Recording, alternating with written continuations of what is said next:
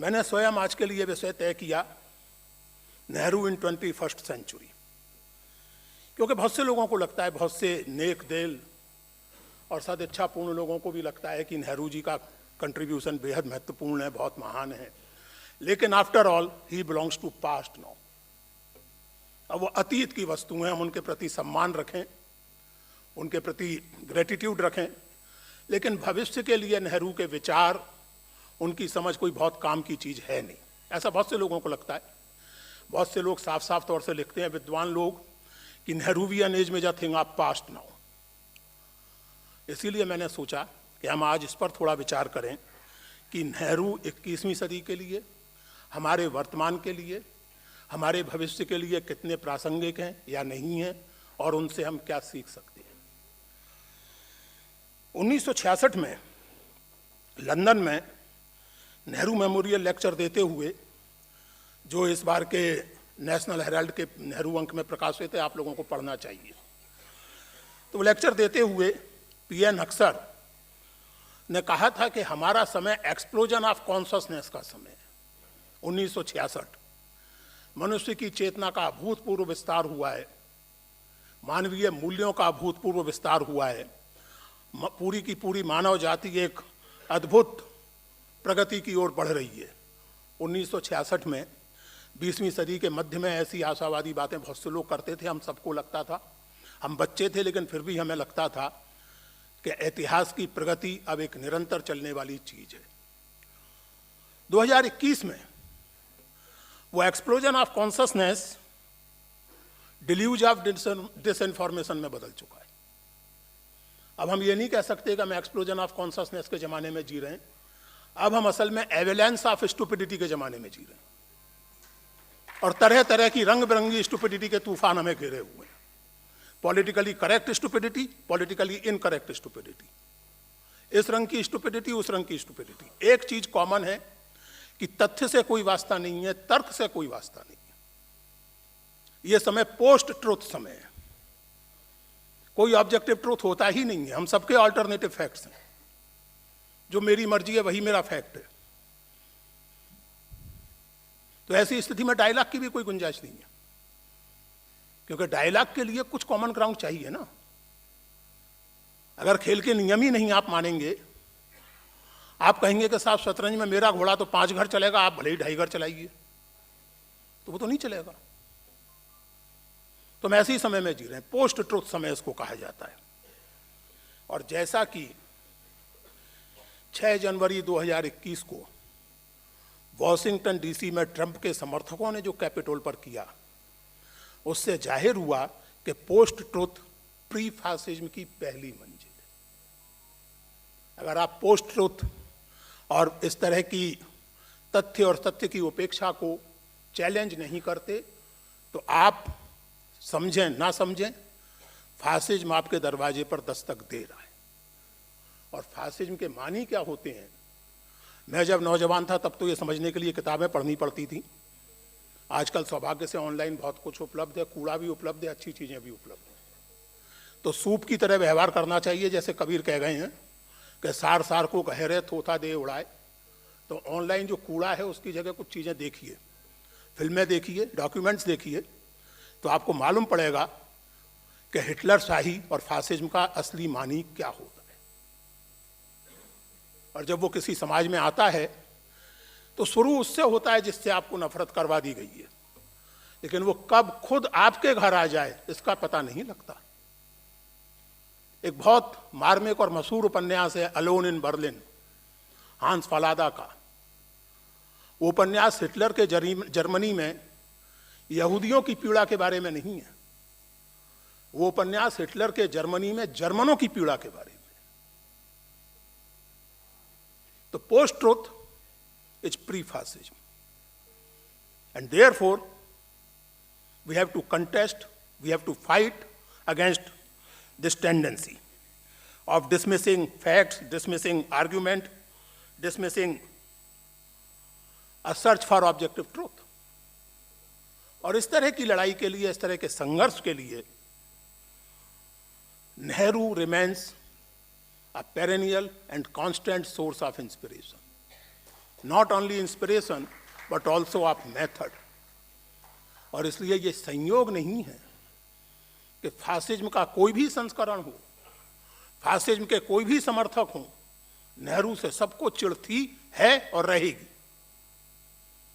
जब इस्लाम के अंदर अहमदियों के साथ होने वाले दुर्व्यवहार पर नेहरू ने कुछ कड़ी टिप्पणी कर दी थी, तो अल्लामा इकबाल ने लिखा था कि पंडित को इस्लाम के बारे में कुछ नहीं आता जाता। उसी तरह जैसे उनके ज़माने के हिंदू राष्ट्रवादी कहते थे और आज तक कहते हैं, और दुर्भाग्य से उसमें बहुत सारे नेहरू के प्रशंसक भी सुर मिलाते हैं कि नेहरू आदमी तो बहुत नेक थे, लेकिन भारतीय संस्कृति खास करके हिंदू परंपरा से उनका कोई खास लेना देना था नहीं। जिस किताब की चर्चा अभी आदरणीय वेणुगोपाल जी ने की, वो किताब इसी तरह के प्रचार से परेशान होकर तैयार की गई किताब है।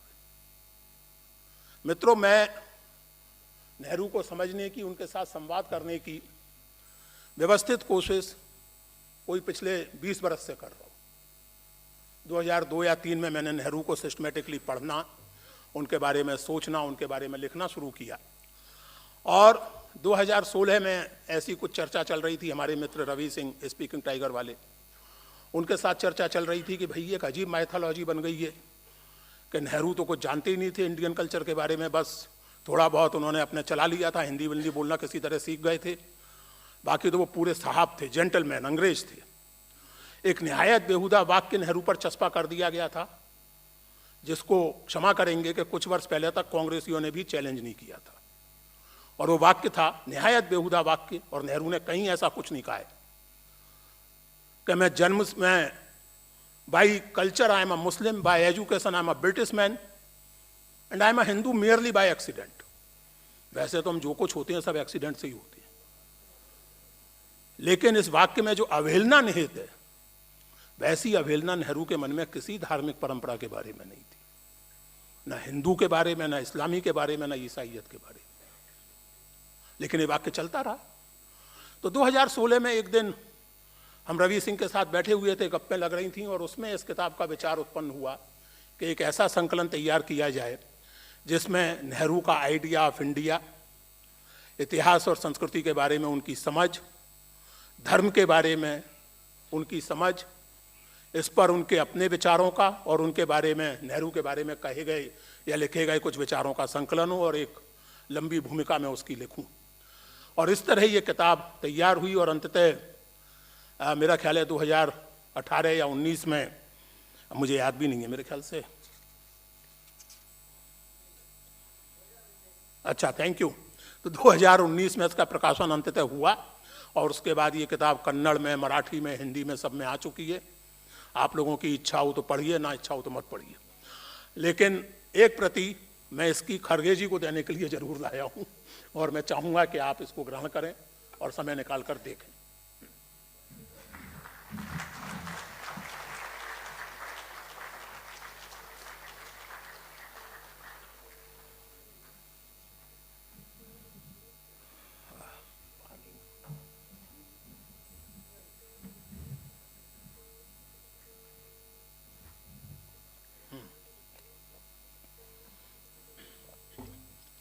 इक्कीसवीं सदी में नेहरू के बारे में सोचते समय हमें एक सलाह याद रखनी चाहिए जो विनोबा भावे ने गांधी जी के प्रसंग में दी थी। विनोबा भावे ने कहा था कि हम गांधी जी के वेदिया ना बने। वेदिया यानी ऐसा पुरोहित जो देवता को वेदी पर प्रतिष्ठित करके उसकी पूजा करता है और फिर छुट्टी, पूजा कर दी, सुबह शाम पूजा कर दी, अपने माला आला चढ़ा दी और फिर भूल गए। तो विनोबा ने कहा कि हम गांधी के वेदिया ना बने, हम गांधी को ब्लाइंडली फॉलो ना करें, बल्कि कुछ इस तरह चलें कि गांधी जी ने एक विचार दिया, देखें वो हमारे समय में किस तरह उसको विकसित किया जा सकता है या नहीं किया जा सकता है। मैं निवेदन करूंगा कि ठीक यही रवैया हमें नेहरू के प्रति अपनाना चाहिए। और इससे ज़्यादा महत्वपूर्ण बात ये कि नेहरू ने गांधी जी के प्रति ठीक यही रवैया अपनाया। नेहरू गांधी जी के वेदिया नहीं बने। नेहरू ने गांधी के एथिकल विजन को समझा, उसके मर्म को समझा और उसे अपने ढंग से पॉलिटिकल और इकोनॉमिक पॉलिसीज के जरिए, सोशल पॉलिसीज के जरिए लागू करने की कोशिश की। उस कोशिश में कुछ चूकें रही होंगी, कुछ चूकें समय की थीं, कुछ उनकी अपनी रही होंगी। मिसाल के तौर पर औद्योगिकरण के सिलसिले में एनवायरनमेंट की चिंता उस समय नहीं की जाती थी ज़्यादा। इसका मतलब ये नहीं है कि आप आज औद्योगिकरण को रद्द कर दें या औद्योगिकरण की चिंता करते समय आप भी पर्यावरण की चिंता ना करें। ये सही तरीका नहीं होगा किसी से भी सीखने का। तो नेहरू ने गांधी जी के साथ वेदिया जैसा व्यवहार नहीं किया, बल्कि उनके विचारों को एक क्रिएटिव ढंग से इवॉल्व करने की कोशिश की। और इसी तरीके से, इसी अप्रोच से हमें नेहरू को एसेस करना चाहिए कि नेहरू का केवल हिस्टोरिकल सिग्निफिकेंस है या वो हमारे वर्तमान और भविष्य के लिए भी एक इम्पॉर्टेंट पॉइंटर देते हैं, एक ओरिएंटेशन देते हैं। नेहरू के बारे में बात करने से पहले इस बात को रेखांकित करना मैं जरूरी समझता हूं कि भारतीय स्वाधीनता संग्राम केवल पॉलिटिकल इंडिपेंडेंस का आंदोलन नहीं था, वो सोशल रिफॉर्म और कल्चरल रीजेनरेशन का भी आंदोलन था। उसमें नेशनलिज्म था, जिंगोइज्म नहीं था। उसमें अपनी उपलब्धियों पर गर्व था, तो अपनी कमजोरियों पर पर्दा डालने की कोशिश नहीं थी।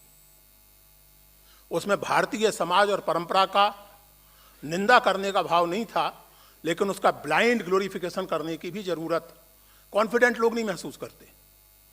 जिन्हें अपने आप पर विश्वास होता है वो फालतू की हवाबाजी नहीं करते, जुमलेबाजी नहीं करते, वो तथ्यपरक बात करते हैं और अगर कोई कमी है तो मान लेते हैं। अब अगर मैं आपसे ये कहूं कि साहब मैं तो ऋतिक रोशन की तरह हैंडसम हूं, तो आप या तो हंसेंगे या मेरे ऊपर करुणा करेंगे कि अरे पागल है, दिमाग इसका ठीक नहीं है, यही करेंगे ना आप। तो वास्तविकता को फेस करना चाहिए, सीखना चाहिए मनुष्य को भी और समाज को भी। तो हमारे स्वाधीनता आंदोलन की सबसे बड़ी विशेषता ये थी। और इसी के साथ चूंकि वो स्वाधीनता आंदोलन अपने अंतर्राष्ट्रीय पहलुओं के प्रति बहुत सचेत था और सजग था, इसलिए the Indian freedom movement was also the beginning of the end of colonialism itself। और यह उसका यूनिक हिस्टोरिकल सिग्निफिकेंस है। और इसीलिए अमेरिका के अश्वेत नेता और लेखक डिबोई ने बहुत मार्के की बात कही थी और मैं उनको उद्धृत करना चाहूंगा। उन्होंने कहा कि भारतीय स्वाधीनता का महत्व ब्रिटेन में लोकतंत्र की स्थापना से अधिक है, यूनाइटेड स्टेट्स में दासता की समाप्ति होने से अधिक है और सोवियत क्रांति से अधिक है। आधुनिक इतिहास की, डिबोई के अनुसार आधुनिक इतिहास की सबसे महत्वपूर्ण तिथि है 15 अगस्त 1947, भारतीय स्वाधीनता की तिथि। अब इसे विडंबना ही कहा जा सकता है या भगवान का प्रकोप कहा जा सकता है कि अपने देश में ऐसी तिथि को लेकर के आजकल लोग तरह तरह की रंग बिरंगी बातें करते हैं और उसको लेकर के उन्हें ना कोई संकोच होता है ना लाज होती है, खैर उनकी वो जाने। लेकिन ये सही है कि भारतीय स्वाधीनता आंदोलन यूनिवर्सल ह्यूमन वैल्यूज को एक पॉपुलर पॉलिटिक्स में गूंथने की कोशिश थी। और इसमें मैं स्वाधीनता आंदोलन की सभी प्रगतिशील आवाज़ों को शामिल कर रहा हूँ, चाहे वो कांग्रेस की आवाज़ें हों, चाहे वो कांग्रेस के भगत सिंह और अंबेडकर जैसे आलोचकों और विरोधियों की आवाज़ें हों। लेकिन ये बहुत स्पष्ट था कि इनमें से किसी के लिए भी स्वाधीनता का संबंध सामाजिक संबंधों की पुनर्रचना से था। सामाजिक संबंधों की पुनर्रचना के बिना स्वाधीनता, ये उस समय का कोई समझदार व्यक्ति नहीं सोचता था, ना मानता था। और इसीलिए इसी ओरिएंटेशन के कारण दादा धर्माधिकारी ने बहुत सही शब्द उस समय के इंडियन नेशनलिज्म को दिया था। उन्होंने उस समय के स्वाधीनता आंदोलन के इंडियन नेशनलिज्म को और उसकी विरासत को मानवनिष्ठ भारतीयता कहा था, ह्यूमन इंडियन नेशनलिज्म। क्योंकि नेशनलिज्म तरह तरह के हो सकते हैं। एक नेशनलिज्म हिटलर का था जिसने न केवल यूरोप को बल्कि जर्मनी को भी एक विनाश के कगार पर धकेल दिया, और एक नेशनलिज्म भारत जैसे देश का था जो बेसिकली एंटी कॉलोनियल होने के साथ साथ समाज के और संस्कृति के पुनर्गठन का आंदोलन था। और इसलिए वो यूनिवर्सल ह्यूमन वैल्यूज से कटकर रह ही नहीं सकता था। आप 1931 के कांग्रेस के कराची प्रस्ताव को याद करें, सोशल और इकोनॉमिक रेजोल्यूशन। आपके संविधान की, भारतीय संविधान की पूर्व गूंज आपको उस प्रस्ताव में सुनाई पड़ जाएगी। और वो प्रस्ताव नेहरू और सुभाष बोस ने मिलकर तैयार किया था। उस प्रस्ताव को अधिवेशन में गांधी जी ने प्रस्तुत किया था और अधिवेशन की अध्यक्षता सरदार पटेल कर रहे थे। ये जानबूझ करके इसलिए रेखांकित कर रहा हूं कि आजकल बहुत सारे लोग इन नेताओं के मतभेदों पर अपने ओछेपन को आरोपित करते हैं। सोचने समझने वाले लोगों में मतभेद होते ही हैं, लेकिन वो मतभेद ओछे लोगों के मतभेदों से अलग तरह के होते हैं। तो ये क्या प्रस्ताव था? ये प्रस्ताव था कि आजादी आने पर भारत की जो सरकार होगी वो डेमोक्रेटिक राइट्स और सिविल लिबर्टीज के प्रति कमिटेड होगी, स्त्री और पुरुष को समान काम के लिए समान मजदूरी देने के लिए कमिटेड होगी, दलितों के अधिकारों के लिए कमिटेड होगी, औद्योगिकरण के जरिए गरीबी दूर की जाएगी, और state will be neutral to each and every religion. This was 1931 Karachi. इसीलिए मैंने कहा कि दादा धर्माधिकारी ने बहुत सही शब्द दिया भारतीय राष्ट्रवाद को, मानवनिष्ठ भारतीयता, nationalism rooted in universal human values, not nationalism rooted in jingoism and rejection of universality of human values. जैसा कि विनोबा ने संकेत किया था गांधी के संदर्भ में, मैंने जैसे आपसे कहा कि नेहरू ने गांधी जी के साथ उसी तरह का रिश्ता बनाया और वो ये मानने को तैयार नहीं होते थे कि कोई अलग से नेहरू लाइन दी गई है। आर के करंजिया को एक बहुत लेंथी इंटरव्यू उन्होंने दिया था 1960 में, जो लंदन से छपाए the mind of mister Nehru के नाम से। उसमें करंजिया बार बार ये अंडरलाइन करते हैं कि आपने कुछ अलग सोचा है, नेहरू लाइन, नेहरू पॉलिसी, नेहरूवियनिज्म।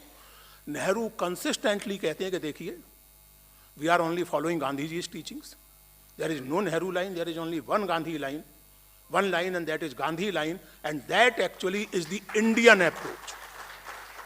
ध्यान दीजिए, एक ही लाइन है कांग्रेस की, वो गांधी लाइन है, और गांधी लाइन इंडियन अप्रोच है। ये शब्द बहुत महत्वपूर्ण है। इंडियन अप्रोच ये बेहद महत्वपूर्ण शब्द है, मैं इस पर थोड़ी बात करूंगा अभी, लेकिन पहले हम लोग ये रेखांकित कर लें कि इस वक्तव्य को नेहरू की विनम्रता के तौर पर पढ़ा जाना चाहिए, नेहरू की ऑब्जेक्टिविटी, नेहरू की ओरिजिनलिटी के नकार के तौर पर नहीं। बड़े लोग ऐसे ही बात करते हैं। बाबा तुलसीदास ने लिखा है, कवित विवेक एक नहीं मोरे, सत्य कहूं लिखी कागज कोरे। अब कोई महानुभाव अगर इसको शब्द से ले लें और मान लें कि क्या करना है तुलसीदास को पढ़ के, तो खुद ही कह रहे हैं कि मुझे कविता लिखना नहीं आता, तो इससे तुलसीदास का कवित विवेक नहीं स्पष्ट होता, इन महानुभाव की महानता प्रकट होती है। ये विनम्रता का वक्तव्य है। बड़े लोग अपने बारे में थर्ड पर्सन में बात नहीं करते। बड़े लोगों को यह कहने की जरूरत नहीं पड़ती कि मैंने फलाना तीर मारा, जो तीर मारा है वो दिखता है। तो नेहरू को यह अलग से कहने की जरूरत नहीं थी, करंजिया जानते थे, लेकिन वो नेहरू के मुंह से कहलवाना चाहते थे, और नेहरू ने इनकार किया। नेहरू ने कहा कि Gandhi line, in other words Indian approach. Now this expression Indian approach, friends, is extremely significant. What does an Indian approach mean? Why Nehru insisted on Indian approach? And here we can touch upon the question also, जैसा बहुत से लोग कहते हैं, बहुत से academicians कहते हैं कि नेहरू की तो जो सारी की सारी थिंकिंग थी, नेहरू का जो पूरा माइंड था, उसकी मेकिंग में हिंदुस्तानी ट्रेडिशन का, हिंदुस्तानी कल्चर का, इंडियन ट्रेडिशन ऑफ थिंकिंग का कोई योगदान था ही नहीं। तो सब कुछ फेबियन सोशलिज्म से, ब्रिटिश पॉलिटिकल थॉट से उन्होंने सीखा और उसको हिंदुस्तान में लागू किया। अभी पिछले दिनों एक महत्वपूर्ण पुस्तक नेहरू पर लिखी गई है, वो एक नेहरू मेमोरियल लाइब्रेरी में दिया गया लेक्चर था, उसका प्रकाशित रूप है। उसकी स्थापना यही है, और मैं इस स्थापना से बहुत फंडामेंटली असहमत हूं, और अपनी अगली किताब में उस असहमति को व्यवस्थित एकेडमिक रूप से व्यक्त करूंगा। वास्तविकता यह है कि जब नेहरू कह रहे हैं इंडियन अप्रोच, तो उनका अर्थ क्या है, इसको हम समझें। भारत के बारे में बहुत लोकप्रिय मेटाफर है गुरुदेव रविंद्रनाथ ठाकुर का, महामानव समुद्र। दुनिया भर की सभ्यताएं और संस्कृतियां यहां आती गईं और इस तरह ये भारत नाम का मानव समुद्र बनाए। नेहरू का प्रिय मेटाफर ये नहीं था। नेहरू का प्रिय मेटाफर था पैलिम्सेस्ट, किसी पुरानी मैन्यूस्क्रिप्ट का कोई पन्ना। और नेहरू ने एक्सप्लेन किया उस मेटाफर को एक दो जगह, डिस्कवरी में भी और ऑटोबायोग्राफी में भी, कि ये एक ऐसा पैलिम्सेस्ट है, हिंदुस्तान मुझे एक ऐसा पैलिम्सेस्ट लगता है जिस पर ना जाने कितनी इबारतें एक के बाद एक लिखी गई हैं, लेकिन किसी भी अगली इबारत ने पिछली इबारत के अक्षरों को पूरी तरह इरेज नहीं किया है। और ये बात आप अपने अनुभव से देख सकते हैं, अगर देखना सीख लें तो। आपकी जो बैलगाड़ी है वो मोर और लेस वैसी ही है जैसी मोहनजोदड़ो और हड़प्पा के लोग इस्तेमाल करते थे। हल भी लगभग वैसा ही है आज तक। और इस पर अमेरिका के लोग हंसते थे। मैं इस पर गर्व करता हूं कि हमारे यहाँ जब मिसाइल टेस्ट हो रहे थे तो मिसाइल्स बैलगाड़ी और साइकिलों पर ढोकर ले जाए गए थे। I am proud of this, I am not ashamed of it. It shows precisely the point that it is a palimpsest on which there are a number of inscriptions, but no later inscription has erased the earlier one. And therefore there is a deep continuity in India. India as a political unit may be new. Personally, I don't think it's new even in that way. But, well, may be new, but as a cultural continuity, as a felt emotional continuity, India is literally as old as hills, as they say in idiom, idiomatically speaking. And Nehru was acutely conscious of it. The other thing which Nehru insisted on constantly, elaborating his idea of India, was the multivocality. Nehru ने discovery of India में ऋग्वेद का नासदीय सूक्त पूरा उद्धृत किया है, पूरे का पूरा। और क्या है नासदीय सूक्त? नासदीय सूक्त में जिज्ञासा ये है कि ये जो सारा संसार है, सारी सृष्टि है, द होल एग्जिस्टेंस, इसकी मिस्ट्री को कौन जानता है? सवाल उठाया गया है, उत्तर है कि ऋषि मुनि जानते हैं। कहा नहीं, वो नहीं जानते। फिर अगला उत्तर है कि संभवतः देवता जानते हैं। तो फिर जवाब दिया गया है कि नहीं, वो भी नहीं जानते। शायद इस समूची सृष्टि का जो अध्यक्ष है, शायद वो जानता है। और अगला ही मंत्र कहता है कि नहीं, वो भी नहीं जानता। So no statement of truth, no idea can claim to be the final and ultimate statement of truth. Truth is absolute, but its realization by human mind is a constantly evolving process, and no realization of truth can claim to be the just final and finished. This was there. Then you have an ekantvad of Vardhaman Mahavir, कि किसी भी सत्य के कई पहलू होते हैं, कम से कम 7 पहलू होते हैं, इसीलिए उसको सप्तन्याय सिद्धांत भी कहा जाता है। 7 पहलू तो उन्होंने गिने और माना है कि इससे भी अधिक हो सकते हैं। And then of course the most famous expression सम्यक, भगवान बुद्ध का दिया हुआ सम्यक। आपको सम्यक की खोज करनी चाहिए, अतिरेकों से मुक्त होना चाहिए। मेरी किताब की जो भूमिका है, जो मैंने लिखी है, उसका शीर्षक ही है discarding the extremes in favour of golden middle path. सम्यक की खोज, मध्य मार्ग। अतिरेक बहुत आकर्षक होते हैं, खास करके नौजवानों के लिए। हमें भी नौजवानी में एक कविता बहुत प्यारी लगती थी कि बीच का रास्ता नहीं होता। वास्तविकता यह है कि जीवन में तो रास्ता बीच का ही होता है, चाहे गृहस्थी हो और चाहे राजनीति हो। सुमन जी की कविताएं लिखने में रुचि है, नाटक लिखने में रुचि है, तो रास्ता यही है कि वो मुझे भी झेलें और अपना काम भी करें। रास्ता ये नहीं है कि या तो कविता लिखना छोड़ दें या मुझे छोड़ दें। तो रास्ता तो बीच का ही होता है, और हम अपने निजी जीवन में उस रास्ते की खोज करते हैं। और महात्मा बुद्ध ने कहा कि आपको हर स्तर पर ऐसे ही रास्ते की खोज करनी चाहिए। और जैसा कि नासदीय सूक्त ने याद दिलाया कि यह गलतफहमी किसी को नहीं होनी चाहिए कि उसने सत्य का अंतिम ज्ञान प्राप्त कर लिया है, क्योंकि सत्य का अंतिम ज्ञान तो स्वयं परमात्मा को भी संभव थे नहीं। और इसलिए दोस्तों, और आप इस बात पर ध्यान दें कि दिस कंटिन्यूज, ऐसा नहीं है कि हिंदुस्तानी सोच विचार का विकास जो है वो चौथी पांचवी सदी तक हुआ उसके बाद रुक गया, जैसे मध्यकाल कहते हैं, और जैसे मैं पर्सनली आरंभिक आधुनिक काल कहना पसंद करता हूँ, early modern period of India. उसमें आप देखें, फारसी देखें, वर्नाक्युलर देखें, तमाम सोर्सेस को आप देखें, कहीं ना कहीं उसमें ये जो ठेठ इंडियन टच है, looking for something middle, discarding the lure of extremes, an attempt to go beyond binaries. Kabir की मशहूर साखी है, हदत चले सो मानवा, बेहद चले सो साध, हद बेहद दो तजे ताकर मता अगाध. So one has to go beyond the idea of had and behad. One has to go beyond the ideas of given and closed binaries. And we must genuinely pay our respect and tribute to the leaders of our national movement who tried to infuse a huge popular movement with such profound philosophical ideas. In this sense, Indian national movement for young political scientists like Hilal Ahmed is not only a text, to use his favorite expression, in political praxis, it's also a text in philosophical praxis. And we ought to be proud of that. Anyway, so, अब आप इस बात पर ध्यान दें, नेहरू के बारे में एक उपप्रचार ये किया गया है कि साहब वो तो धर्म और अध्यात्म इन सब चीज़ों के प्रति बहुत उदासीन थे, वो तो साइंस एंड टेक्नोलॉजी से ऑब्सेस्ड थे। उनके बारे में लिखा गया है कि अब नेहरू इसलिए इर्रेलेवेंट हैं क्योंकि अपने ज़माने में नेहरू समझ नहीं पाए कि 21वीं सदी में प्रोग्रामिंग और प्रेयर, कंप्यूटर प्रोग्रामिंग और प्रेयर साथ साथ चलेगी, सॉफ्टवेयर और स्पिरिचुअलिटी साथ साथ चलेगी, इसलिए नेहरू इर्रेलेवेंट है।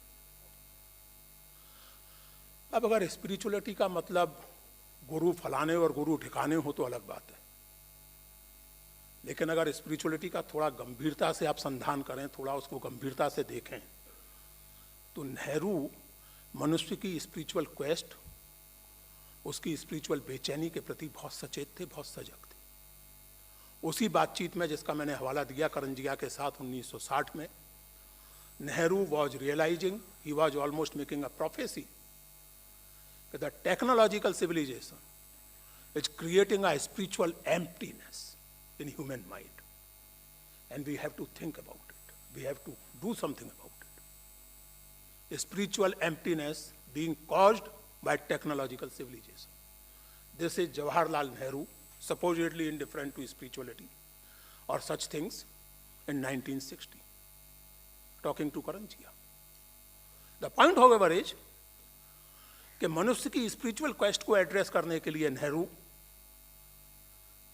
प्रोफेशनल स्पिरिचुअल गुरुओं से ज़्यादा क्रिएटिविटी पर भरोसा करते थे, और इसमें वो अकेले नहीं थे। हमारा सारा भक्ति आंदोलन वो बुनियादी तौर से यही रेखांकन है कि स्पिरिचुअल क्वेस्ट को कविता के जरिए संतुष्ट करना कहीं बेहतर है, क्रिएटिविटी के जरिए संतुष्ट करना कहीं बेहतर है। आपने अगर कभी, मुझे सौभाग्य मिला है सुब्बू लक्ष्मी को सुनने का और ऐसे दूसरे क्लासिकल सिंगर्स को सुनने का, अगर आपने कभी उन्हें सुना हो तो ये इर्रेलेवेंट है कि वो आस्तिक हैं या नास्तिक हैं, उनका गाना अपने आप में आपको एक स्पिरिचुअल एक्सपीरियंस देने वाली चीज़ है। कोई ज़रूरत नहीं है उसके लिए फलां गुरु ढिकां गुरु की शरण में जाने की, आपको जाना चाहिए, आपकी मर्जी है, मुझे नहीं ज़रूरत महसूस होती, मैं अपनी बात कर रहा हूँ, नेहरू को भी नहीं होती। लेकिन Nehru was very clear about it, और इसीलिए आप देखेंगे कि नेहरूवियन पॉलिसी में जो अर्जेंसी आईआईटीज और आईआईएम को स्थापित करने में थी, वैसी ही अर्जेंसी साहित्य Akademi, Sangeet Natak Akademi, National School of Drama, film institute, Children Film Society, यानी वो सारे माध्यम, वो सारे क्रिएटिव आउटलेट्स जो 20वीं सदी के मध्य तक हम जानते थे, मनुष्य जानता था, वो अधिक से अधिक बेहतरीन ढंग से और उच्च स्तर पर जनता के बीच पहुंचे। ये नेहरू सरकार की प्राथमिकताओं में से एक थी, क्योंकि नेहरू जानते थे कि टेक्नोलॉजिकल सिविलाइजेशन जो स्पिरिचुअल एम्प्टीनेस क्रिएट करती है, उसकी चिंता करना भी स्टेट का काम है। और इसलिए मित्रों, इसी के साथ ये भी ध्यान रखें, ये याद करना जरूरी है यहां, नेहरू ने आत्मकथा में भी और डिस्कवरी ऑफ इंडिया में, आत्मकथा में थोड़ी हड़बड़ी में और थोड़े ज्यादा जोशीले ढंग से, डिस्कवरी ऑफ इंडिया में थोड़े ठहरे हुए ढंग से, थोड़े धीरज के साथ धर्म की समस्या पर विचार किया है। और उन्होंने लिखा है कि संगठित धर्म के प्रति मेरे मन में कोई आकर्षण नहीं है, बल्कि आलोचना का ही भाव ज्यादा है। लेकिन साथ ही उन्होंने ये भी लिखा है कि धर्म की ऐतिहासिक भूमिका के दोनों पहलुओं को समझने की जरूरत है। धर्म के कारण अगर हिंसा हुई है, झगड़े हुए हैं, तो धर्म के कारण नैतिक विकास भी हुआ है। धर्म ने अगर अजीब अजीब तरह के कट्टरपंथी उत्पन्न किए हैं, तो धर्म ने बहुत नेक दिल इंसान भी पैदा किए हैं, चाहे वो गांधी जी और खान साहब यानी खान अब्दुल गफ्फार खान जैसे महान लोग हों, चाहे साधारण लोग। तो धर्म की भूमिका को ठीक से समझने की जरूरत है। इस ऐतिहासिक तथ्य के रेखांकन के बाद नेहरू अपनी खुद की समझ बयान करते हैं और कहते हैं कि I feel at home in pantheistic atmosphere of ancient Greece और एंशिएंट इंडिया। पैंथेइज्म का मतलब होता है सारी दुनिया में ब्रह्म को या ईश्वर को देखना, कण कण में व्यापे हैं राम, ये होता है मतलब पैंथेइज्म का। पैंथेइज्म का मतलब होता है जर्रे जर्रे में तेरा नूर, अलग से देखने की जरूरत नहीं है। That is pantheism and Nehru felt at home with that. And also he said that, again which is typical humility, he says that I cannot claim to understand the intricacies of such things, but I feel attracted to the Advaita philosophy of Vedanta. जाहिर है नेहरू हमारी पीढ़ी के नेताओं जैसे नहीं थे जो ये कह दें कि शंकराचार्य के बाद अगर वेदांत कोई समझता है तो मैं ही समझता हूं। वो ह्यूमिलिटी के साथ कहते हैं कि I do not understand much of it, but I feel attracted towards it. But how much did he understand it? It becomes clear in those 4 or 5 pages which he has written about this in Discovery of India. इसलिए मित्रों, ये बहुत जरूरी है कि हम 21वीं सदी में नेहरू की बात करते समय नेहरू की मेकिंग में जो यूनिवर्सल ह्यूमन वैल्यूज और उसकी जो यूरोपियन ट्रेडिशन है, उसके साथ साथ हिंदुस्तानी ट्रेडिशन, जिसमें मैं वेद से लेकर के 15वीं 16वीं सदी तक के हिंदुस्तान को शामिल करता हूं, जिसमें मैं बौद्ध, जैन, वैदिक, नास्तिक, चारवाक, इस्लाम, ईसाइयत सबको शामिल करता हूं। This holistic Indian culture and tradition contributed immensely to the making of Nehru's mind. It was not merely rooted in Western philosophy and tradition. Those of you who care to read it, the entire preface written for this book argues precisely this, and with evidence. और इसलिए जहां तक philosophical level का सवाल है, तो इस समय दुनिया जिस तरह के एक्सट्रीमिज्म की ग्रिप में है, जिस तरह हर आदमी को, हर विचार को ये यकीन है कि अंतिम सच्चाई का ठेका तो उसी को दे दिया है परमात्मा ने, जिसमें वो एक नावल मैंने पढ़ा था कई वर्ष पहले, क्या 10 बहुत गड़बड़ हो गई है, टॉम लिलो या क्या नाम था लेखक का, उसका एक वाक्य मैं कभी नहीं भूल सकता। नावल का नाम भूल गया, लेखक का नाम भूल गया, लेकिन वो वाक्य मैं कभी नहीं भूल सकता। That in 20th century world, the novel was written before 9/11. It was written in 1988 or 89. And the novel says that in 20th century world, only he is taken seriously who is ready to kill for his ideas. आपका विचार तभी महत्वपूर्ण है जब आप उसके लिए हत्या करने को तैयार हो, और हत्या तभी उत्पन्न होती है जब आप ये मानते हो कि केवल आप ही का विचार सही है, आपसे जो असहमत है वो या तो एंटी नेशनल है, या एंटी हिंदू है, या एंटी इस्लाम है, या एंटी ह्यूमन है, blah blah blah. There is no scope of dialogue. And in this context, at this philosophical level, Nehru's approach, in other words, Indian approach, remains relevant and inspiring, not only for us Indians, but for the whole world. And it's not merely at the level of philosophy that I'm talking of continuing, even reinforced relevance of Nehru. It's at the level of more mundane, practical political level also.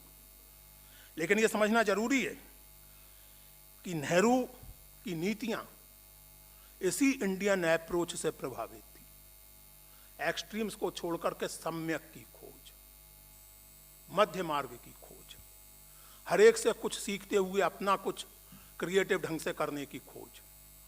मैं चूंकि एक academic हूं, लेखक हूं, इसलिए मैं जानता हूं कि पूर्ण रूप से मौलिक कोई नहीं होता सिवाय पागलों के। केवल पागल ही टोटली ओरिजिनल होते हैं। बाकी हर मौलिक विचार दूसरे विचारों के साथ संवाद में ही विकसित होता है। पागलों की बात और है, उनके विचार की महिमा अलग है, और जिनको वो पसंद है वो पसंद हो, तो मैं क्या कर सकता हूं। लेकिन ये समझने की जरूरत है कि हर विचार से आप कुछ ग्रहण कर सकते हैं। इसका यह मतलब नहीं है कि आप केवल एक बर्तन है जिसमें लाके सब कुछ पटक दिया गया और बर्तन पर कोई असर नहीं है। आप एक एक्टिव मॉरल एजेंट हैं। आप भी अपने ढंग से सोचेंगे कि मेरे लिए क्या उपयुक्त है, क्या नहीं है, मेरे अपने पैमानों पर नैतिकता और सच्चाई के पैमानों पर क्या खरा उतरता है, क्या नहीं उतरता है। व्यक्ति के तौर पर भी आप सोचेंगे और समाज के तौर पर भी सोचेंगे। और नेहरू जैसे लोगों ने यही करने की कोशिश की, और जिसके नतीजे के तौर पर मैं केवल दो चीज़ों को टच करूंगा। वैसे बहुत सारी बातें की जा सकती हैं, लेकिन मैंने कहा था नासिर से कि प्रोफेसर हूं तो 50 मिनट की क्लास तो होनी ही होनी है, और वो ऑलरेडी 50 मिनट से ऊपर हो चुके हैं, तो मैं समाप्त करना चाहता हूँ। और प्रोफेसरों की मजबूरी होती है, क्या कर सकते हैं।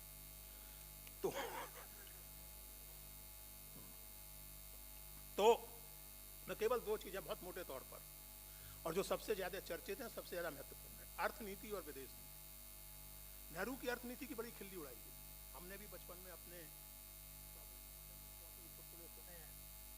साहब देखिए, नेहरू की अर्थनीति का हाल ये है कि वो दावा तो करते थे कि वो कैपिटलिज्म और सोशलिज्म दोनों के गुण ग्रहण करेंगे, लेकिन हुआ कुछ उस तरह का जैसा वो मशहूर चुटकुला है, आप सब लोगों ने सुना होगा कि जॉर्ज बर्नार्ड शॉ की प्रतिभा से प्रभावित होकर एक परम सुंदरी महिला ने उनसे कहा कि जॉर्ज हमें विवाह कर लेना चाहिए।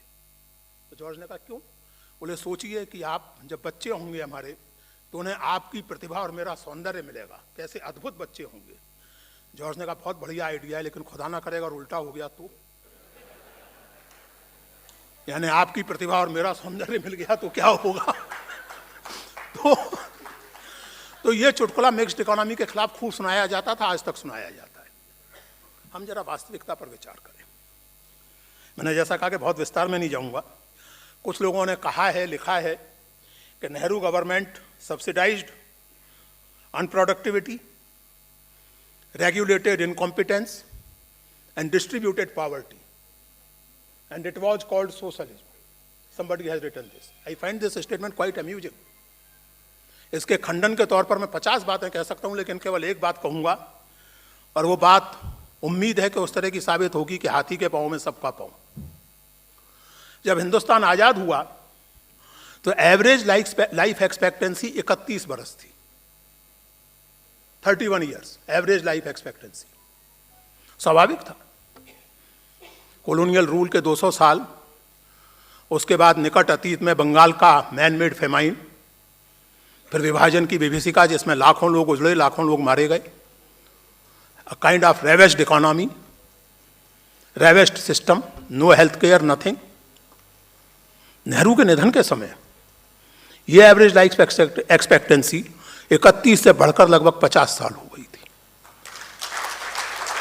17 साल में लाइफ एक्सपेक्टेंसी में 19 साल की वृद्धि ऐसी नीतियों से तो नहीं हो सकती जिसमें केवल डिस्ट्रीब्यूशन ऑफ पॉवर्टी हो रहा हो, और वो भी तब जबकि डेमोक्रेसी बरकरार रही, रोबस्ट डेमोक्रेसी रही, लोग प्रधानमंत्री की आलोचना करते रहे और प्रधानमंत्री ये नहीं कहने लगे कि मुझे गालियां खानी पड़ रही हैं।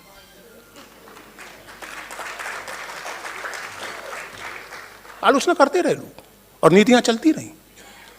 लोग, आजकल के लोग, एक समस्या हमारे पूरे समाज के साथ, खास करके नई पीढ़ी के साथ ये है, और फिलॉसफिकली इसको कहें तो हमारा सारा सोच इस समय सिंक्रोनिक हो गया है। डायक्रनी, यानी यूँ कहिए कि जो समकालीन है वही दिखता है, इसके पीछे का इतिहास हम लोग आमतौर से देखने को राजी नहीं होते, और कोई दिखाने की कोशिश करे तो गरियाने लगते हैं उसे। चीन के साथ बहुत तुलना की जाती है, और खास करके ये रोचक बात है कि ये तुलना वो लोग करते हैं जिन्हें चीन के पॉलिटिकल सिस्टम में रहना पड़े तो 2 दिन में बाप बाप करते भागेंगे। They take their individual freedom for granted, but they praise China to the sky and in the same measure condemn Nehru and his successors. साहब देखिए चीन कहाँ पहुंच गया और हम कहाँ हैं, चीन के शहर देखिए, चीन का ये देखिए, वो देखिए। बड़ी सुविधा से लोग भूल जाते हैं कि ग्रेट लीप फॉरवर्ड के चक्कर में जो अकाल चीन में पड़ा था उसमें 30 लाख लोग मारे गए थे, और ये सूचना लोगों को अभी 10 साल पहले जाके मिली है। There was a complete ban and censorship on any kind of spread of news inside or outside China. Bharat में अकाल पड़ता था, बाढ़ आती थी, कोई भी दुर्दैव होता था, अखबारों में चर्चा होती थी, पार्लियामेंट में सरकार पर हमले होते थे, अखबारों में हमले होते थे और सरकार को सफाई देनी पड़ती थी। एक घटना याद आती है दोस्तों, मैं उन दिनों यूपीएससी का सदस्य था, सन 2011 या 12 की बात है। तो इंटरव्यू में एक नौजवान आया मेरे सामने और उसने एकदम से मनमोहन सिंह की या भारत सरकार की आर्थिक नीतियों की आलोचना और चीन का गुणगान शुरू किया। तो मुझे बहुत मजा आया सुन के, मैं उसको प्रोब करता रहा, वो कहता रहा। फिर मैंने उससे एकाएक कहा कि यार सुनो, जरा कल्पना करो कि इंटरव्यू बीजिंग में हो रहा है, तो जैसा इस तरह के बच्चों के साथ होता है, कोचिंग वोचिंग करके आते हैं, बढ़िया आसमानी रंग का सूट टाई पहनकर, सोचने की तकलीफ कम करते हैं, रटने का काम ज़्यादा करते हैं। बोले sir I didn't get your point. मैंने कहा आई टेल यू। मैंने कहा भाई साहब ये इंटरव्यू अगर बीजिंग में हो रहा होता और आप माओ से तुंग और वर्तमान शासक हु जिनताओ की वैसी खिंचाई कर रहे होते जैसी नेहरू और मनमोहन सिंह जी की कर रहे हैं, तो आप ही नहीं बल्कि ये जो मेरे 4 साथी बैठे हैं और मैं, हम 6 लोगों के बारे में हमारे परिवार वाले ढूंढते ही रह जाते कि कहाँ गायब हो गए। मैंने कहा डू यू रियलाइज? मैंने कहा you are condemning democracy, you are abusing democracy in civil service interview because you are confident and you are rightly confident that your views about democracy or your views about Nehru or your views about present government are not going to affect your prospects in a negative way. You are confident of that, and that is why you are talking like that. And you are rightly confident about it. We are not going to hold this against you. But please think about it. You take democracy for granted. और फिर मतलब आपको लगता है कि democracy too much हो गई है। वो मिडिल क्लास के लिए डेमोक्रेसी टू मच तभी होती है जब डोमेस्टिक हेल्प राइट्स की बात करने लगे, वरना तो डेमोक्रेसी बहुत अच्छी चीज़ है। लेकिन डोमेस्टिक हेल्प कहने लगे कि सर जी मुझे भी इतवार की छुट्टी चाहिए, तो डेमोक्रेसी इज टू मच। जब ड्राइवर कहने लगे कि साहब 10 घंटे की ड्यूटी के बाद बुलाओगे तो ओवर टाइम लूंगा, तो then democracy is too much. Because democracy is my privilege, it's not everybody's right. Unfortunately और fortunately that is not the case. अभी जब किसान आंदोलन हुआ, मैं समकालीन राजनीति पर कोई टिप्पणी नहीं करना चाहता, लेकिन एक बड़े पदाधिकारी ने कहा था कि हिंदुस्तान में सही economic decisions to much democracy की वजह से संभव नहीं होते।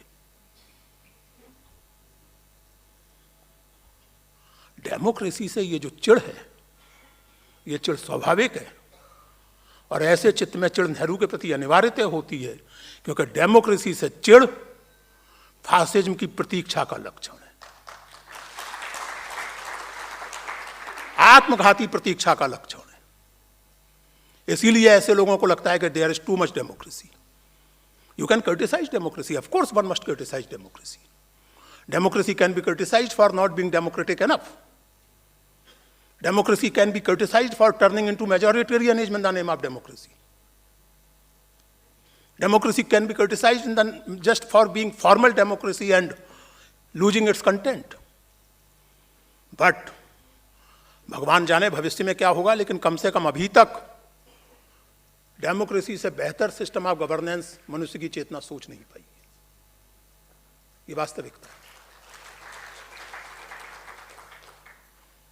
और नेहरू इस बात के प्रति बेहद सचेत थे, इसीलिए वो एक चुटकुला है, अपॉक्रिफल स्टोरी है, मुझे नहीं लगता कि वास्तव में ऐसा हुआ होगा, लेकिन चुटकुलों में भी कुछ बात तो होती है। कहा जाता है कि एक बार नासर ने या किसने कहा कि I keep my communist in jail, तो नेहरू ने कहा I keep them in parliament and it helps me. Yes, it helps me to keep my critics in parliament, because they point out कि कहां क्या गड़बड़ है। तो दोस्तों, जिस मिक्स्ड इकोनॉमी की या स्टेट इंटरवेंशन वाली इकोनॉमी की इतनी निंदा की जाती है और इस तरह की सपाट बातें की जाती हैं, मैंने इसीलिए आपसे कहा कि हाथी के पांव में सबका पांव वाली बात, ऐसी इकोनॉमी के चलते डेमोक्रेसी रहते हुए लाइफ एक्सपेक्टेंसी में 17, 18 या 19 साल का उछाल तो नहीं आ सकता था जो आया। अभी जब कोविड का संकट हुआ 2020 में, आपको याद होगा कि अमेरिका में क्या हालत हुई थी। न्यूयॉर्क में लोग मरे थे और न्यूयॉर्क टाइम्स ने अपने एक अंक में लाखों अमेरिकियों की लिस्ट छापी थी, केवल उनके नाम छापे थे और कुछ नहीं था उस अंक में। वो अंक संभवतः 10 अप्रैल 2020 का अंक था। मैं उस समय अमेरिका में ही था संयोग से। न्यूयॉर्क में लोग मर रहे थे। क्यों? इसलिए नहीं कि बीमारी पर से लाइलाज थी, बल्कि इसलिए कि अस्पतालों में बिस्तर नहीं थे, बल्कि इसलिए कि ऑक्सीजन टैंक्स नहीं थे। और वैसे भी जब मैंने इसको समझने की और अध्ययन करने की कोशिश की, तो मुझे मालूम पड़ा कि अमेरिकन सिस्टम में हेल्थ आपका राइट नहीं है, यह कमोडिटी है जो आपको बाजार से खरीदनी है। सरकार अधिक से अधिक इसमें आपकी कुछ मदद कर देगी, जो भारत जैसे देश में किया जाता है आयुष्मान के नाम से, या और हम सब बड़े खुश होते हैं, सरकारें घोषणा करती हैं कि 5 लाख तक का स्वास्थ्य बीमा, 10 लाख तक का स्वास्थ्य बीमा। मैं उन लोगों में से हूं जो आज भी ये मानते हैं कि सवाल स्वास्थ्य बीमा का नहीं है। बुनियादी तौर से रिलायबल और बेहतर स्वास्थ्य हासिल करना मेरे लिए कमोडिटी नहीं, मेरा डेमोक्रेटिक राइट है।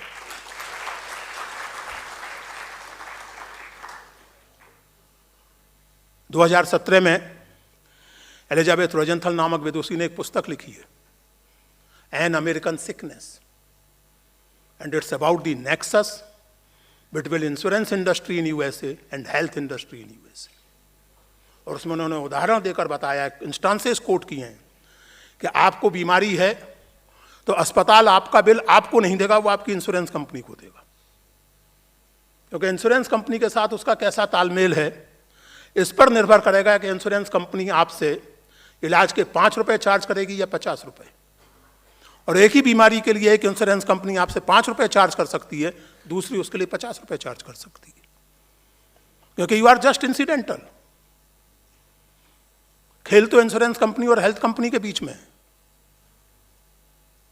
Therefore, she rightly titled her book, her study of this system, as American Sickness.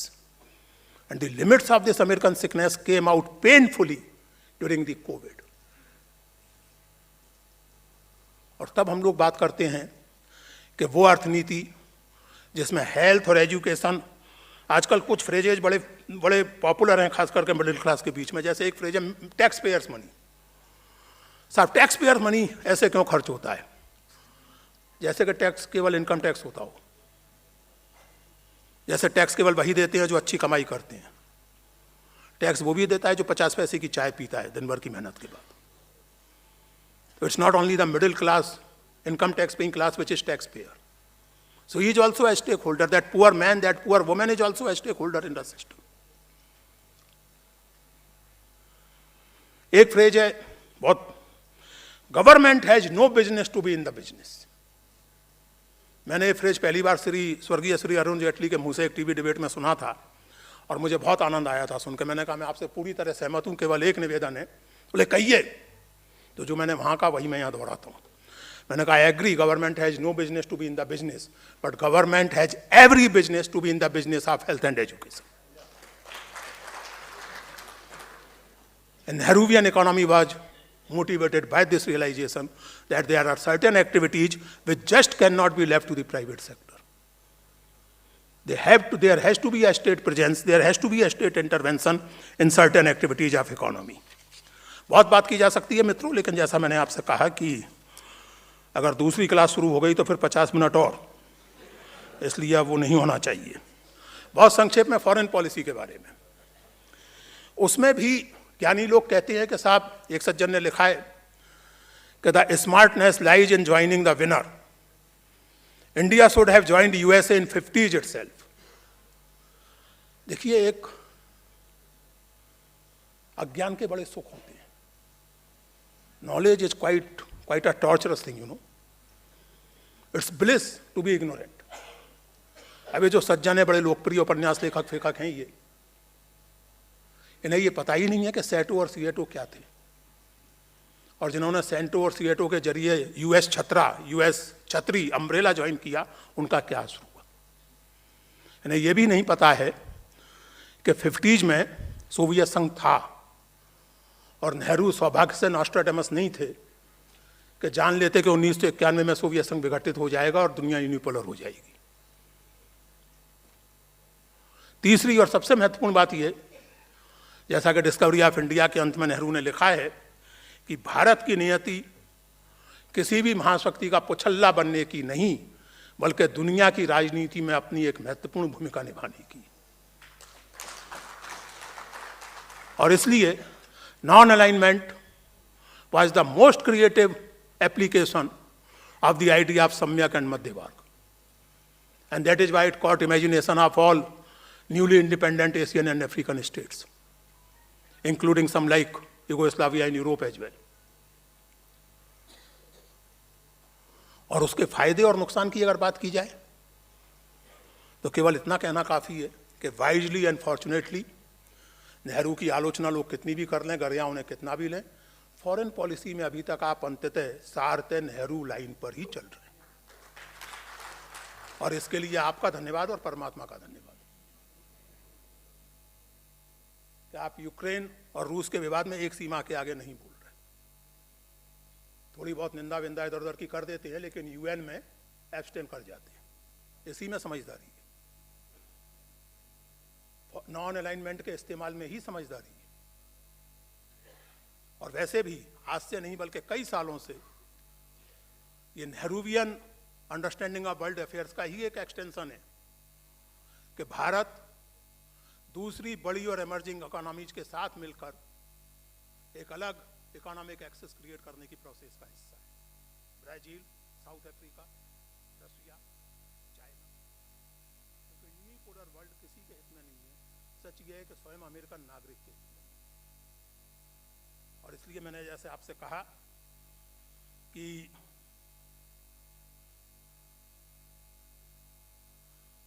सौभाग्य से और बुद्धिमत्ता के कारण, और ये बुद्धिमत्ता बनी रहे, मैं यही प्रार्थना करता हूं परमात्मा से, फॉरेन पॉलिसी में अभी तक आप एसेंशियली नेहरू लाइन को ही फॉलो कर रहे हैं। In other words, Indian approach line को ही फॉलो कर रहे हैं। मेरे एक मित्र ने आते आते मुझे संदेश भेजा कि आपको चीन और कश्मीर को लेकर नेहरू की जो निंदा की जाती है उस पर ज़रूर कहना चाहिए। मैंने अपनी पुस्तक में बहुत विस्तार से लिखा है, और वैसे भी इस पर सौभाग्य से इस समय कांग्रेस के लोगों के अलावा भी बहुत सारे लोग जो फॉर्मली कांग्रेसी नहीं है, जैसे कि मैं कांग्रेस का सदस्य नहीं हूँ, नेहरू का प्रशंसक हूँ, कांग्रेस का सदस्य नहीं हूँ, तो ऐसे बहुत सारे लोग चीन और कश्मीर के सवाल पर जो वास्तविकता है वो जनता के सामने रखने की कोशिश कर रहे हैं। बहुत सारे मित्र हैं हमारे, आशुतोष बैठे हैं, प्रशांत टंडन बैठे हैं, मीडिया के ऐसे बहुत से लोग हैं, विनोद जी बैठे हैं, जो इस तरह का काम कर रहे हैं और ये बातें लोगों के सामने आ रही हैं। लेकिन चूंकि मुझे कहा गया, और ख़ास करके वो जो एक लेख लिखा गया पिछले दिनों माननीय कानून राज्य मंत्री द्वारा, मेरा केवल इतना निवेदन है कि जो जुलाई में भेजा गया था महाराजा हरि सिंह द्वारा, वो विलय का प्रस्ताव नहीं था, वो स्टैंड स्टिल का प्रस्ताव था। और स्टैंड स्टिल का प्रस्ताव उन्होंने भारत को भी भेजा था और पाकिस्तान ने उसे तुरंत स्वीकार कर लिया था। भारत ने नहीं किया, और बहुत अच्छा किया कि नहीं किया। आप कल्पना कीजिए कि स्टैंड स्टिल का प्रस्ताव भारत ने स्वीकार कर लिया होता, कल्पना कीजिए जुलाई में। फिर अक्टूबर में जो हुआ तथाकथित कबायली हमला, जो वास्तव में पाकिस्तानी हमला था, वो कश्मीर पर होता और उस समय भारत अगर हस्तक्षेप करता तो अंतर्राष्ट्रीय कानून में स्थिति ये बनती कि दो देशों के बीच का, यानी कश्मीर और पाकिस्तान के बीच का झगड़ा है, भारत बीच में हस्तक्षेप क्यों कर रहा है, भारत की लोकस स्टैंडाई क्या है। मैं आशा करता हूं कि कानून राज्य मंत्री जी को अंतर्राष्ट्रीय कानून का इतना ज्ञान तो होना चाहिए। नेहरू को ट्रोल करने के चक्कर में स्टैंड स्टिल और विलय पत्र का अंतर आप भुला दें, ये कोई अच्छी बात नहीं है। दूसरी बात ये कि नेहरू की कश्मीर पॉलिसी नेहरू की पॉलिसी नहीं थी, वो नेहरू गवर्नमेंट की पॉलिसी थी। और उस कैबिनेट में जो मंत्री थे उनकी हैसियत प्रधानमंत्री के सामने वैसी नहीं थी जैसे आजकल के मंत्रियों की है। उसमें सरदार वल्लभ भाई पटेल मंत्री थे, उसमें डॉक्टर भीमराव अंबेडकर मंत्री थे, उसमें आदरणीय स्वयं श्री श्यामा प्रसाद मुखर्जी मंत्री थे। किसी ने इस्तीफा नहीं दिया। ये डेमोक्रेटिक प्रोसेस की एस्टेब्लिश्ड चीज है, जानते हैं लोग कि अगर प्रधानमंत्री के किसी फैसले से आप बहुत असंतुष्ट हो तो आप इस्तीफा दे देते। 1969 में बैंकों का राष्ट्रीयकरण प्रधानमंत्री ने किया, तत्कालीन उप प्रधानमंत्री और वित्त मंत्री श्री मोरारजी देसाई ने इस्तीफा दे दिया। सन 2002 में मोरारजी देसाई के कैबिनेट से अटल बिहारी वाजपेयी के कैबिनेट से रामविलास पासवान ने इस्तीफा दे दिया। क्यों दे दिया वो आप लोग जानते हैं, मुझे बताने की जरूरत नहीं है, लेकिन दे दिया। तो मुखर्जी भी दे देते इस्तीफा अगर इतनी खराब थी वो नीति तो। श्यामा प्रसाद पटेल को और अंबेडकर को तो देने की जरूरत नहीं थी, क्योंकि उनके हिसाब से वो नीति उतनी खराब नहीं थी। बल्कि धारा 370 तो संविधान में पटेल ने ही पायलट की थी, नेहरू तो उस दिन देश में थे ही नहीं। और पटेल एनसीओड के इस पर ज्यादा बहस मुबाहिसा ना हो, चुपचाप पास हो जाए। धारा 35 से हरि सिंह के खुद के आग्रह पर लाई गई थी। इन चीजों की, बुनियादी चीजों की, देखिए मेरा हमेशा ये कहना है, मैं ये मानता हूं पर्सनली कि कोई आलोचना के परे नहीं है। मैं उस भक्ति परंपरा का विद्यार्थी हूं जिसमें राम के भक्त राम की और कृष्ण के भक्त कृष्ण की आलोचना करने से नहीं चूकते। हम तो भगवान की आलोचना करने से नहीं चूकते, तो नेहरू या किसी भी अन्य नेता की आलोचना करने से क्यों चूकेंगे। और नेहरू और उनके मेरे जैसे एडमायरर्स इतने कॉन्फिडेंट हैं कि आलोचना को बहुत सहज रूप से ग्रहण कर सकते हैं, जहाँ सही होगी उसे मान सकते हैं और जहाँ हमें गलत लगे हम उस पर डिबेट कर सकते हैं। लेकिन आलोचना के लिए डिस्टॉर्शंस मत कीजिए, हिस्टोरियन रहिए, डिस्टोरियन मत बनिए। आलोचना को गाली गलौज के स्तर पर मत लाइए, उससे नेहरू का कुछ नहीं बिगड़ेगा, केवल आपके संस्कार दिखेंगे। वो मशहूर किस्सा है कि गांधी जी जा रहे थे जहाज में, तो किसी ने, अंग्रेज ने उनको 150 गालियां कागजों पर लिख के दे दी और एक आलपिन लगा के। तो गांधी जी ने वो कागज ले लिए और रख लिए अपने खीसे में। अगले दिन उस अंग्रेज ने पूछा, did you see what I have given you? तो गांधी ने कहा, देखा और मेरे काम की जो चीज थी वो मैंने रख ली। बोले क्या रखा? बोले ये आलपिन रख ली मैंने। बाकी वो गालियां लिखा हुआ कागज फेंक दिया फाड़ के, आलपिन काम की थी रख ली। तो गालियां देने से मेरा या नेहरू का या इसका उसका किसी का कुछ नहीं बिगड़ता, गाली देने वाले का संस्कार मालूम पड़ता है। तो डिबेट जरूर करें, और डिबेट में कोई दिक्कत नहीं है, लेकिन नेहरू की नीतियों का मूल्यांकन आप इस आधार पर करें कि वो नेशनल इंटरेस्ट में थी या नहीं, उस आम आदमी, उस उत्पीड़ित जनता के हित में थी या नहीं जिसको नेहरू भारत माता कहते थे। मेरी किताब हुई भारत माता का शीर्षक डिस्कवरी ऑफ इंडिया के एक सब चैप्टर से ही लिया गया है। उसका सब चैप्टर का शीर्षक है हुई भारत माता। और नेहरू उसमें याद करते हैं कि जब भारत माता की जय का नारा लगता है कांग्रेस के जलसों में, तो मैं लोगों से पूछता हूं कि क्या है भारत माता जिसकी आप जय का नारा लगाती है।